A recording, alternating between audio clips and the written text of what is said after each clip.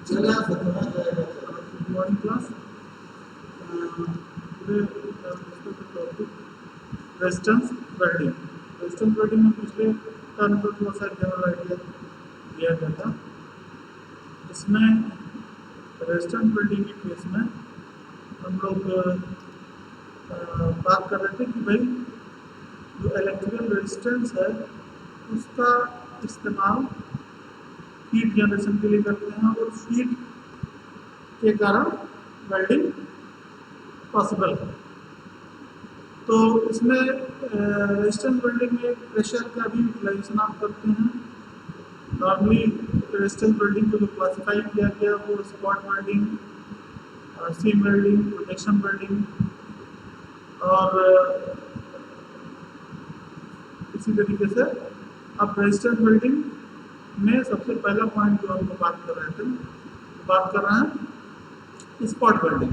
तो spot welding में जो मटेरियल का थिकनेस होगा वो अराउंड 1 to 3 mm से बिलो होगा और तो उसमें हाई करंट हम लोग फ्लो कराते हैं. High current around 10,000 ampere to 50,000 ampere और ये शॉर्ट ड्यूरेशन के लिए स्पॉट वेल्डिंग प्रोसेस है. रेजिस्टेंस वेल्डिंग का एक टाइप है आपका स्पॉट वेल्डिंग और ये शॉर्ट ड्यूरेशन के लिए हम लोग परफॉर्म करते हैं. ये शॉर्ट ड्यूरेशन आपको 0.01 से 0.5 सेकेंड तक के लिए और इसमें स्टेप डाउन ट्रांसफार्मर का इस्तेमाल करते हैं और कॉपर इलेक्ट्रोड इसमें आप यूज में लाते हैं और साथ ही साथ इसमें प्रेशर का यूटिलाइजेशन हम लोग कर रहे हैं. अब जैसा कि फिगर में जो दिखाया गया है हम आपको शो करते हैं.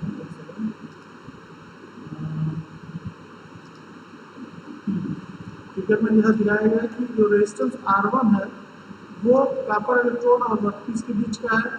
रेजिस्टेंस R2 जो है वो वर्कपीस के अंदर का रेजिस्टेंस है. रेजिस्टेंस R3 जो है वो दो कंपोनेंट्स जिसको हम जोड़ रहे हैं उनके बीच का रेजिस्टेंस है.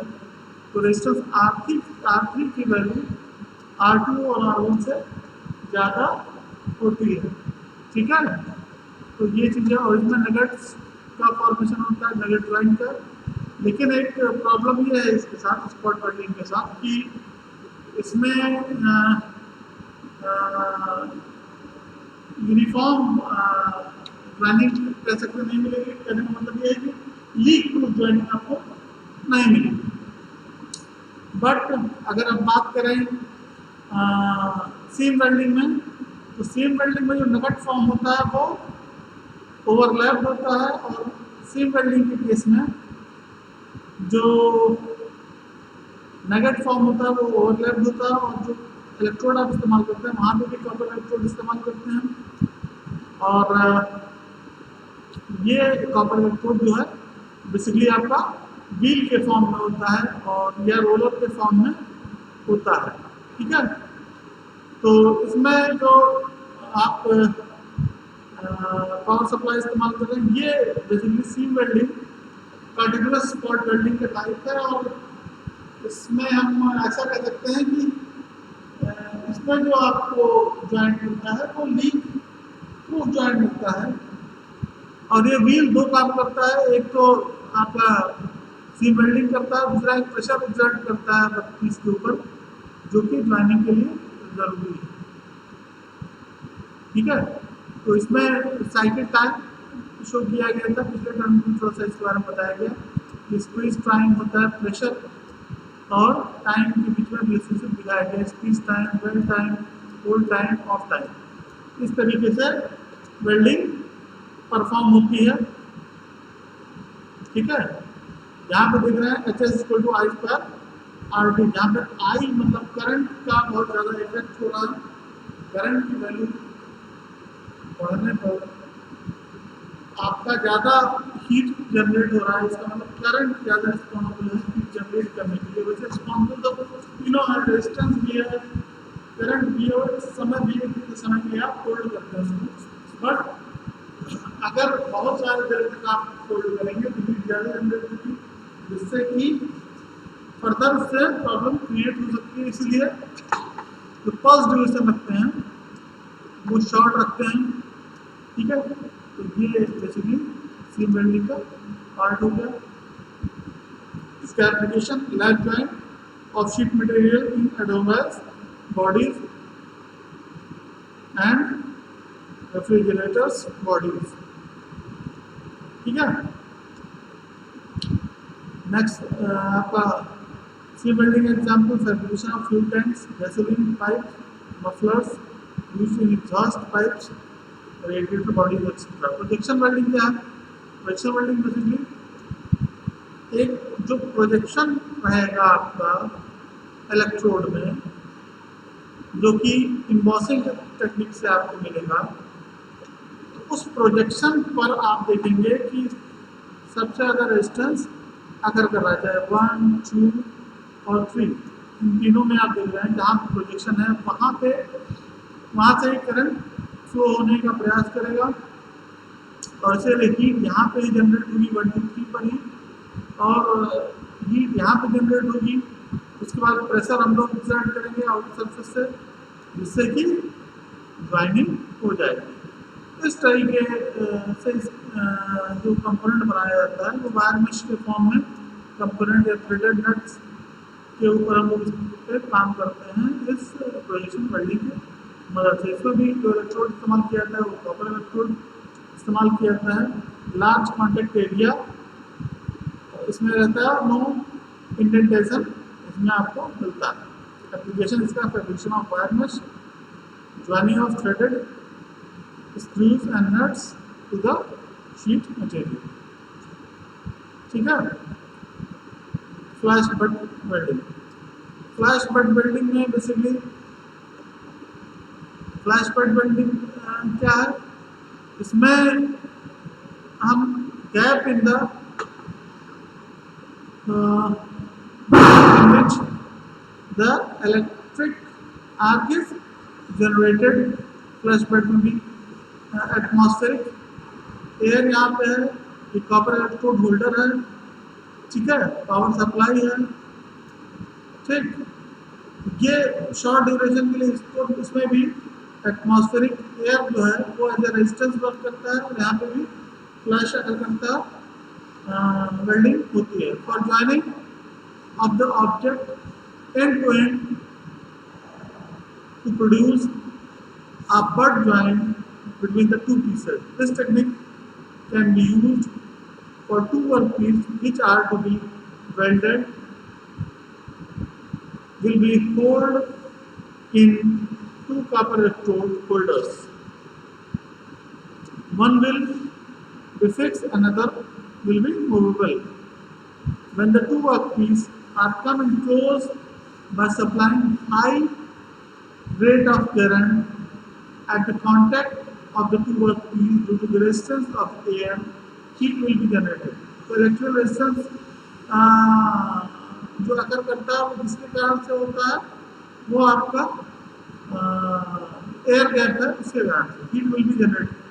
After getting sufficient amount of heat by the switch off the power supply, external pressure can be applied to produce joint between the two objects। तो बेसिकली इसमें जो आपका एटमॉस्फेरिक एयर है वो एज अ कह सकते हैं रेजिस्टेंस वर्क करता है, और एक पार्ट इसमें फिक्स रहता है जैसा कि दिखाया गया है, और दूसरा पार्ट आपका मूवेबल होता है। इसको इतना करीब ले जाते हैं, उसके बाद वो एटमॉस्फेरिक पावर ऑन करते हैं, उसके बाद एटमॉस्फेरिक एयर जो है वो रेजिस्टेंस के तरीके से वर्क करता है। कॉपर इलेक्ट्रोड का इस्तेमाल करते हैं, ठीक है, ये चीज़। तो फ्लैश वेल्डिंग, ठीक है। तो इसमें for joining two objects end to end joining के लिए इसका यूज किया जाता है to produce the butt joint between the two surfaces. This technique can be used for two workpieces which are to be welded, will be held in two copper electrode holders. One will be fixed, another will be movable. When the two workpieces are come in close by supplying high rate of current इसमें भी देते हैं at the contact of the two workpieces due to the resistance of the air, heat will be generated। environmental air है, इसके resistance के कारण heat generate हो रही है। After getting sufficient amount of heat. By switch off the power supply, external pressure can be applied. Heat generation is due to electrical resistance. It is equal to amount of material which is to be welded from both end-to-end object. Flash welding. Two workpiece which is to be welded will be provided between two copper electrode holders by the power supply. Two workpiece will be made in contact with at the two ends. Due to the short circuiting, electric arc will be generated. To conduct the electric arc, some gap is maintained between the two workpieces that will be generated at the two ends of the object. Due to the electric arc, after getting sufficient amount of heat by the switch off the power supply, external pressure can be applied to produce the joint between the two ends. Heat generation is due to the electric arc application. Joining of the objects end to end, which are made of mild steel, aluminum, alloy steel, etc. Dia 0.12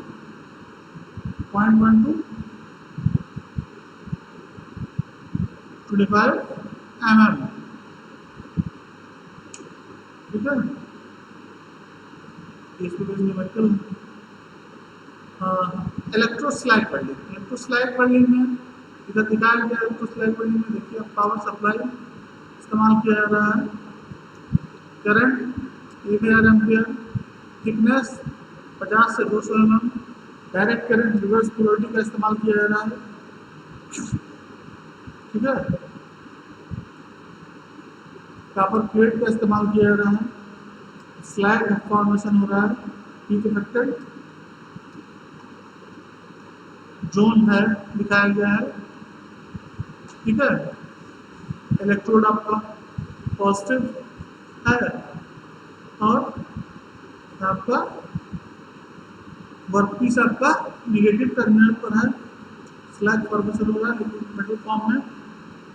और for the इलेक्ट्रोस्लाइड welding में, for running the high thickness object vertically edge to be edge, this technique can be used. ठीक है, vertical welding के लिए हम इस technique का इस्तेमाल करते हैं बेसिकली. ठीक है, ये आपको कहलाता है कॉपर शू. कॉपर प्लेट है, इसको बोल रहे हैं हम लोग कॉपर शू बोल रहे हैं.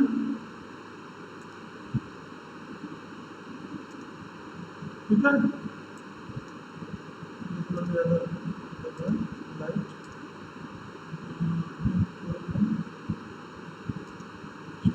ठीक है. For joining high thickness object vertically edged,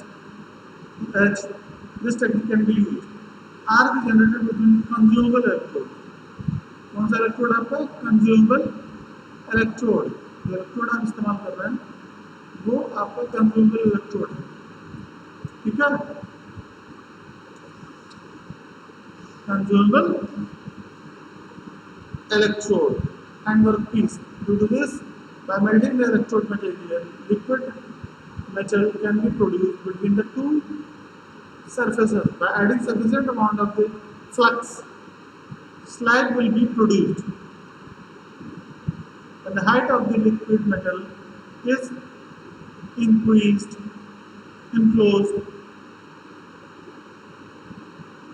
It is in contact with the electrode. Due to short circuit, electric arc will be extinguished. By supplying high rate of current, heat generation will be continued due to the resistance of the slag. तो slag के resistance के कारण basically heat generate हो रहा है, जिसके कारण से आपकी वेल्डिंग हो रही है. बेसिकली इसके पीछे क्या कारण है? जो हीट जनरेशन के पीछे जो कारण है वो क्या है? Resistance of the slag. Heat generation resistance of the slag. ठीक है, तो कह रहा है हाई थिकनेस ऑब्जेक्ट के लिए हम इसका इस्तेमाल करते हैं, vertical edge to edge joining के लिए इसका इस्तेमाल करते हैं, ठीक है। Arc is generated between a consumable electrode and the workpiece. Due to this, by melting the electrode material, liquid metal can be produced between the two surfaces by adding sufficient amount of the flux. By adding sufficient amount of flux, slag will be produced. When the height of the liquid metal is increased, it is in contact with the electrode. Due to short circuit, electric arc will be extinguished. ठीक है, arc आपका खत्म हो जा रहा है किसके कारण से? शॉर्ट सर्किट के कारण से। आप देख रहे हैं कि वहां पे आर्क खत्म हो रहा है, लेकिन हाई करंट जो आप फ्लो करा रहे हैं उसके कारण से जो स्लैग फॉर्म हुआ है वहां पे हीट जनरेशन होने लगा है।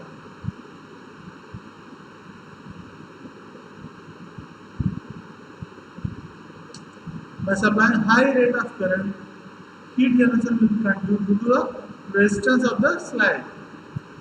Slag के resistance के कारण ऐसा हो रहा है। Welding will take place vertically in upward direction. इसको बोलते हैं हम लोग कॉपर प्लेट या कॉपर शूज बोलते हैं, ठीक है। ये सिंगल पास में एक बार में वेल्डिंग इससे पॉसिबल है, सिंगल पास में आप वेल्डिंग कर सकते हैं, ठीक है। ये बेनिफिट है आपका इलेक्ट्रोड स्लैग वेल्डिंग का, ठीक है। इलेक्ट्रोड के एक बार के मूवमेंट पे आप वेल्डिंग पॉसिबल है, मतलब इलेक्ट्रोड क्या है, कॉपर प्लेट का मूवमेंट होगा धीरे धीरे, एक बार में सिंगल पास में वेल्डिंग होगी, ठीक है। अपवर्ड डायरेक्शन में मूवमेंट होगा। और यहाँ पे कॉपर प्लेट के साथ आपका वाटर कूलिंग सिस्टम भी अप्लाई किया जाता है, ताकि जैसे जैसे कॉपर प्लेट ऊपर की तरफ जाए आपका कूलिंग होता है। Cooling coils will be used here, ठीक है। इस तरीके से कूलिंग सेटअप भी आप इस्तेमाल करते हैं। एप्लीकेशन क्या है? Joining of high thickness plate vertically in ship building process, fabrication of press frame and rolling stand mill. दूसरा sir solid state welding. Solid state welding का एग्जांपल है एक्सप्लोसिव वेल्डिंग। एक्सप्लोसिव वेल्डिंग में क्या करते हैं? For joining high thickness object surface to surface, this technique can be used. Two objects will also be welded, one will be fixed, इसको बोलते हैं target plate, and other is movable, इसको बोलते हैं flyer plate. If the flyer plate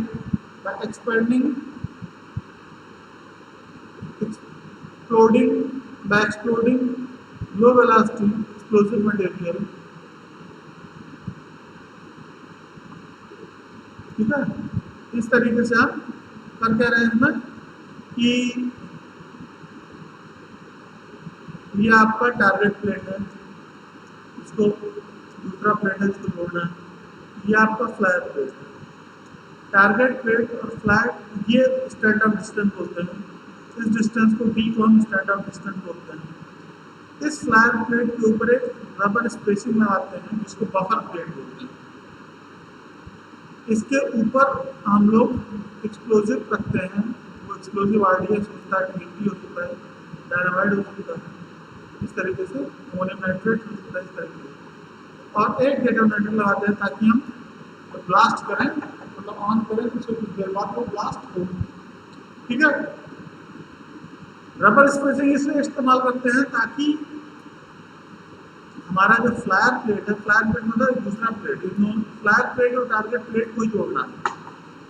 तो flyer plate का ऊपरी surface जिस पे रबर स्पेसिंग लगा है, अगर रबर स्पेसिंग ना लगा, डायरेक्ट हम एक्सप्लोजिव लगाते हैं तो क्या दिक्कत आ रहा है कि वो हमारा पीस के सरफेस को खराब कर देगा।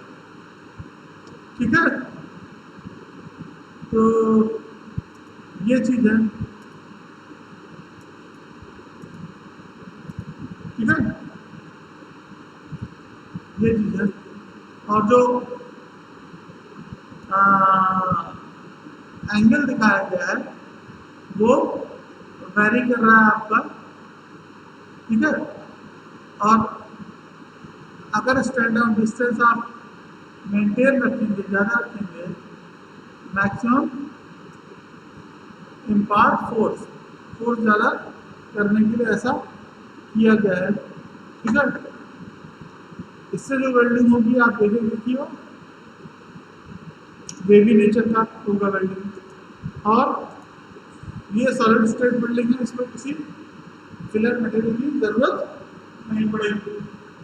ठीक है, हाई थिकनेस ऑब्जेक्ट सरफेस से सरफेस ज्वाइनिंग के लिए इसका इस्तेमाल हम लोग करते हैं। ठीक है,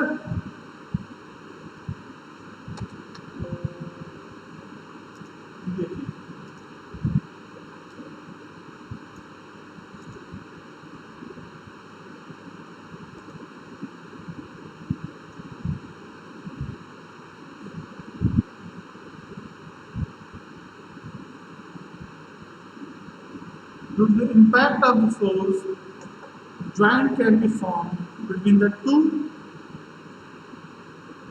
workpiece due to the plastic or permanent deformation. The strength of the joint will be depend on amount of the impact force. Flyer plate is provided some distance from the target plate to gain the momentum. Flyer plate is provided some inclination with the horizontal surface to provide direction for welding. Application क्या है इसका? Joining of the object in solid state to increase the corrosive resistance, cladding. Joining of dissimilar materials like aluminium to tin, aluminium to steel.